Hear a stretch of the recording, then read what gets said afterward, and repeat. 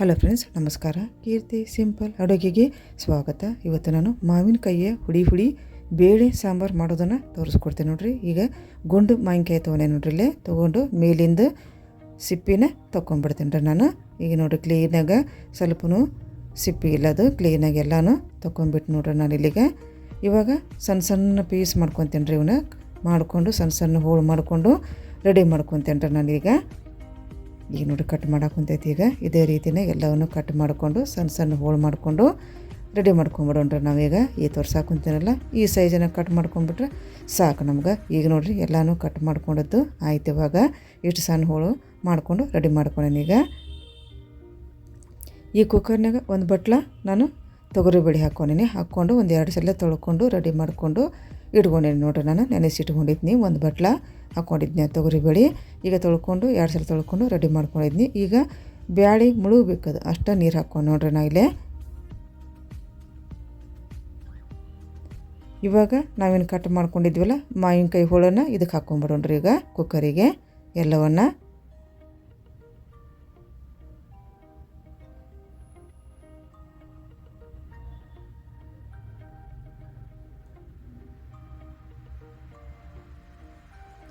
ಇವಾಗ ಒಂದು 4 ಹಸಿಮೆಣಸಿನ್ಕಾಯಿ ಹಾಕ್ಕೊಂಡ್ರಿ.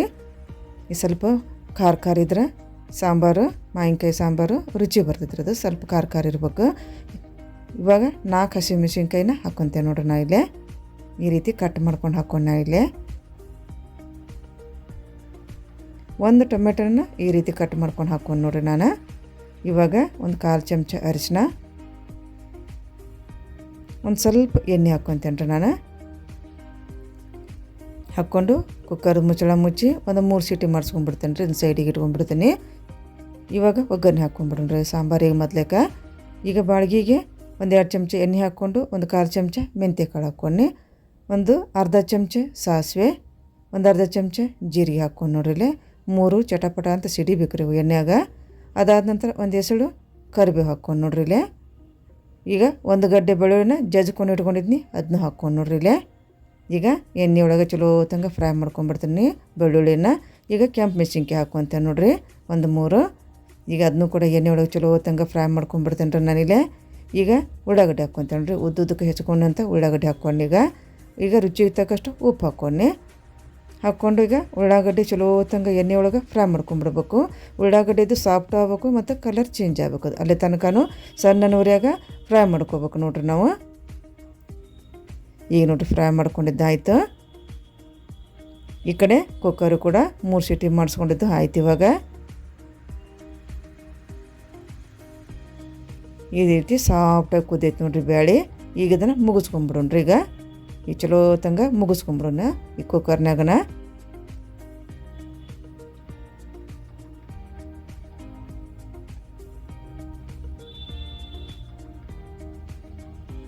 ಈಗ ನೋಡ್ರಿ ಆಯ್ತು. ಈಗ ಚಲೋ ತಂಗ ಮುಗಿಸ್ಕೊಂಡಿದ್ದು ಆಯ್ತು. ಇವಾಗ ಈ ಕಡೆ ಅರಿಶಿನ ಹಾಕ್ಕೊಂಬಿಡ್ರಿ. ಈಗ ಉಳ್ಳಾಗಡ್ಡಿಗೆ ಅರಿಶಿನ ಹಾಕ್ಕೊಂಡು ಇದನ್ನ ಚಲೋ ತಂಗ ಸ್ವಲ್ಪ ಫ್ರೈ ಮಾಡೋಣ್ರಿ. ಹಸಿ ವಾಸನೆ ಹೋಗ್ಬೇಕದು ಅರಿಶಿನದ್ದು, ಅಲ್ಲಿ ತನಕ ಫ್ರೈ ಮಾಡ್ಕೋಬೇಕು.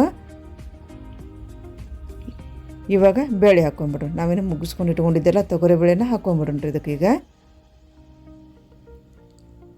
ಹಾಕ್ಕೊಂಡು ಒಂದು ಮಿಕ್ಸ್ ಮಾಡೋಣ್ರಿ ಚಲೋ ತಂಗ.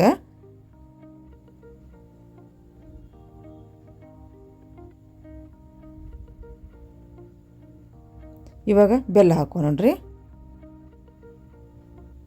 ಸ್ವಲ್ಪ ಕೊತ್ತಂಬರಿ ಆಯ್ತು ನೋಡ್ರಿ. ಇವಾಗ ಮಾವಿನಕಾಯಿಯ ಹುಳಿ ಆದಂತಹ ಬೇಳೆ ಸಾಂಬಾರು ರೆಡಿ ಆಯ್ತು. ಬಿಸಿ ಬಿಸಿ ಅನ್ನಕ್ಕೆಂಕರು ತುಪ್ಪ ಹಾಕ್ಕೊಂಡು ತಿಂದ್ರಂಕರು ಒಂದು ತುತ್ತಿನೂ ಹೆಚ್ಚಿಗೆ ತಿಂತೇವ್ರಿ.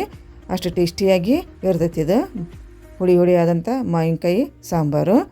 ನಿಮಗೂ ಕೂಡ ಈ ರೆಸಿಪಿ ಲೈಕ್ ಆಗಿದ್ರೆ ಲೈಕ್ ಮಾಡಿರಿ, ಶೇರ್ ಮಾಡಿರಿ. ಮತ್ತು ಈ ಒಂದು ರೆಸಿಪಿ ನೀವು ಕೂಡ ಟ್ರೈ ಮಾಡಿ ನೋಡಿರಿ. ಮತ್ತು ನನ್ನ ಚಾನೆಲ್ ನೀವು ಸಬ್ಸ್ಕ್ರೈಬ್ ಮಾಡ್ಕೊಂಬಿಡ್ರಿ.